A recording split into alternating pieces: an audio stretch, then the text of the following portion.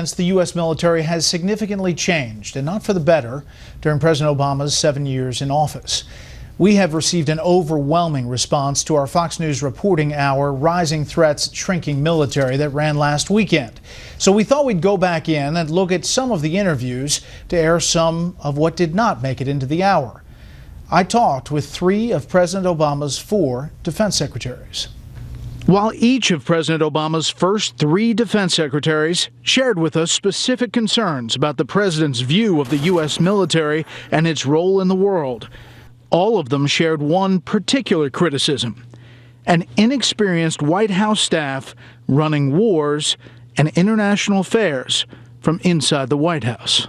It was the operational micromanagement that drove me nuts, of White House and NSC staffers calling senior commanders out in the field and asking them questions, of second-guessing commanders. When I was Deputy National Security Advisor, if I would have tried to, even as deputy, if I had tried to call a field commander going around Dick Cheney, who was Secretary of Defense, or Colin Powell, who was Chairman of the Joint Chiefs, I'd have had my head handed to me, probably personally by the President. I told the combatant commanders and others, and the field commanders, Petraeus and others, if you get calls from the White House staff, you get a call from the President, that's one thing.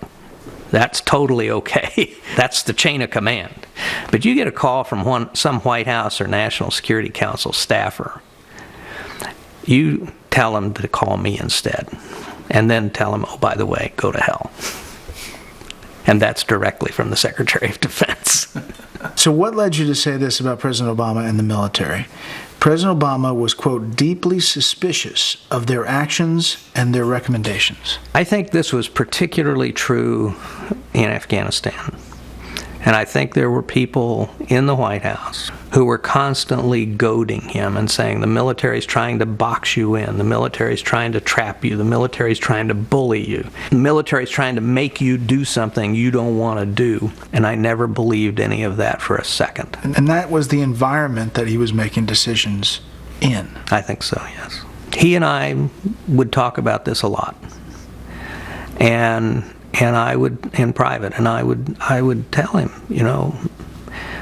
you, Mr. President, they really are truly loyal to you. They're giving you their best professional military advice. They're not trying to trick you or box you in.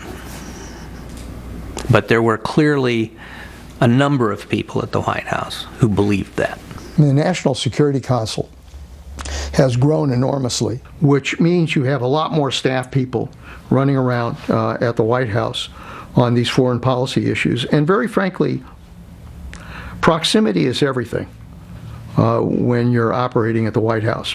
Person that's closest to the president has greater influence than even a cabinet member who may be located elsewhere in a department. Staff people try to read what is it that the president wants, and then try through the back door influence the direction of policy. What that does is it undermines the very process that a president needs in order to get the best discussion and information possible to be able to make the right decisions. Too often, people are kind of worried or second-guessing where the president wants to go, and they try to then shape their views to basically please the president. I think what I've seen in these last 4 years is almost this cautiousness and overcorrection, which makes it appear that the United States is hesitant to take action.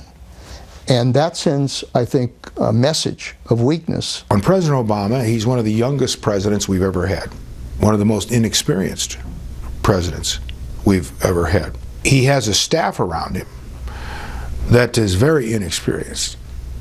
I don't think there's one veteran on his senior staff at the White House. I don't believe there's one business person. I don't believe there's one person who's ever run anything. Other than Vice President Biden, none of them have ever been elected to anything. You must leaven the loaf. You must leaven your advisors where you get a lot of experience in different things where he, the president himself, is so inexperienced. I think he's got to fundamentally understand, and I'm not sure he ever did, nor the people around him, the tremendous responsibility the United States has. Not to be the world's policeman, but to lead, and we're the only ones who can. And the world becomes more dangerous, not less dangerous, when America gets less involved in the world. I don't mean invading and occupying and imposing, but leading, engaging. Ambassador Rice would often start with, "This is what the president wants." Well, I've never thought that that's the way a national security advisor should start a meeting with the National Security Council, because that sets right away an immediate expectation. This is what he wants. And there were always too many meetings and always too many people in the room and too many people talking, and especially young, smart 35-year-old PhDs love to talk, because that's the way you let everybody know how smart you are, is how much you talk. So there were a lot of reasons those meetings kind of descended into kind of nonsense, and the hard time we had to making a decision as a result of that.